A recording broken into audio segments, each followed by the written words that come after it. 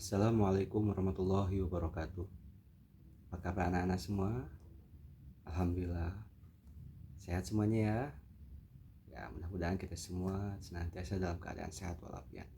Sebelum kita memulai pelajaran, mari kita berdoa supaya pelajaran yang kita dapatkan pada hari ini bisa bermanfaat untuk kita semua. Berdoa mulai.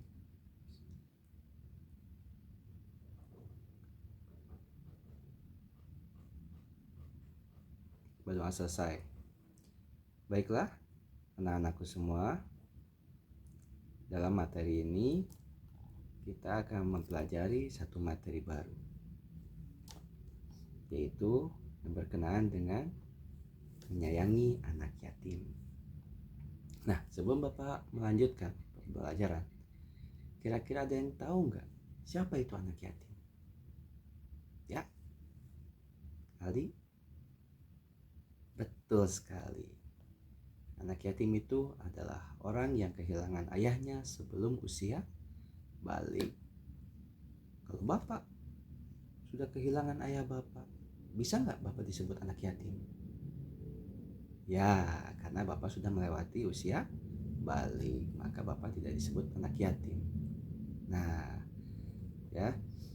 Kemudian bagaimana cara kita menyayangi anak yatim?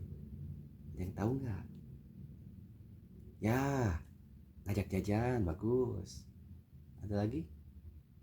Ya, menolong saat dia butuh, bagus. Ada lagi? Bagus. Ya, menemani supaya mereka tidak sedih, bagus sekali. Ya. Nah, kenapa kita harus berbuat seperti itu pada anak yatim?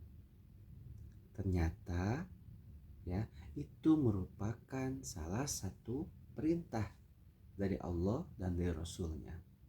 Di dalam Al-Quran, ya, pernah dengar gak surat apa yang menjelaskan perihal kita harus berbuat baik pada anak yatim? Bagus, yaitu Al-Ma'un. Kita baca bersama-sama.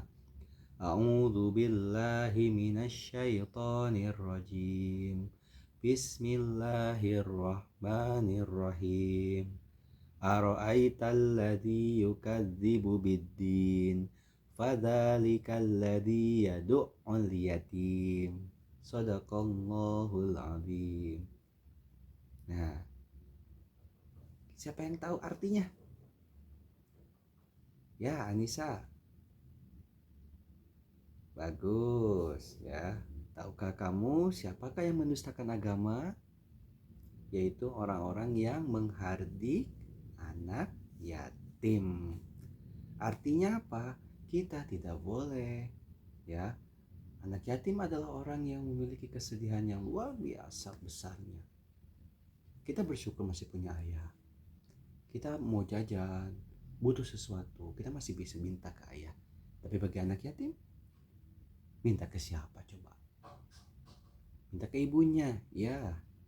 Tapi ibunya pasti akan sibuk untuk mencari nafkah, sehingga dia akan kesulitan. Tidak seperti kita, maka jangan sekali-kali menghardik anak yatim. Seperti itu, ya. Kemudian juga ada perintah dari Rasulullah lewat hadis yang artinya, ya, hadis Rasulullah, aku dan orang-orang yang memelihara anak yatim seperti ini. Apa artinya? Ini jari telunjuk dengan jari tengah. Maksudnya adalah dua jari ini kita dengan Rasul sangat dekat, tidak bisa dipisahkan. Coba kamu bisa pindahkan nggak dari tengah kamu ke kelingking? Nggak bisa, dia akan selalu dekat. Artinya apa? Orang yang bisa menyayangi anak yatim, orang yang dengan sungguh-sungguh menyayangi anak yatim, nanti di surga akan selalu dekat dengan Rasulullah. Kemudian apa saja manfaat dari menyayangi anak yatim? Yang pertama, pastinya mendapat pahala dari Allah, ya, dan ridho dari Allah Subhanahu wa taala. Allah akan sangat sayang dan ridho kepada orang-orang yang menyayangi anak yatim. Kemudian yang kedua, membangun rasa kasih sayang dan kepedulian sosial. Kita manusia gak bisa jauh dengan orang lain. Kita gak bisa hidup sendiri, maka kita butuh orang lain. Karena kita butuh orang lain, maka kepedulian sosial kita harus kita bangun. Supaya apa? Supaya ketika kita butuh, ada orang yang bantu. Kalau ada orang yang butuh, kita tidak bantu.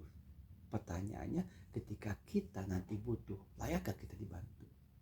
Nah, seperti itu. Orang yang suka membantu, nanti dia akan dibantu. Kemudian, yang terakhir adalah menciptakan masyarakat yang lebih peduli. Artinya apa? Jika ada orang yang peduli pada anak yatim, itu akan menginspirasi orang lain. Misalkan si A sayang pada anak yatim, dan hal-hal yang luar biasa terjadi pada si A, itu akan menjadi inspirasi bagi orang lain. Ya, seperti itu. Maka kepada anak yatim kita harus sayang, seperti itu. Ya. Kemudian hal apakah saja yang harus kita hindari supaya kita tidak menyakiti anak yatim? Yang pertama, ya, jangan memamerkan orang tua kita. Saya mah, bapak saya kerja di ini, bapak saya jadi kerja di perusahaan ini, bapak saya banyak uangnya, bapak saya ini. Kira-kira apa perasaan anak yatim? Dia akan mengeluh, ya Allah, orang-orang pada bangga punya bapak, lah saya. Nah, ketika dia mengeluh, dia berdoa sama Allah. Nah, hati-hati dengan doanya. Ya, hati-hati dengan doanya. Makanya kita tidak boleh seperti itu. Kita harus tetap sayang, tetap cinta. Kalau bisa ya, kalau bisa, ini saran dari Bapak saja. Kalau bisa, ketika kita punya hal-hal ataupun kita punya nikmat yang berlebih, kita punya kelebihan nikmat, kita berbagi dengan anak yatim. Supaya apa? Supaya dia pun mendapatkan ataupun dia pun masih bisa merasakan nikmatnya. Ya, anak-anak, sampai sini ada yang mau bertanya? Ya, pertanyaan yang bagus. Pak, kalau anak yatimnya bandel gimana? Ya sudah, kalau anak yatimnya bandel, kita nasihati.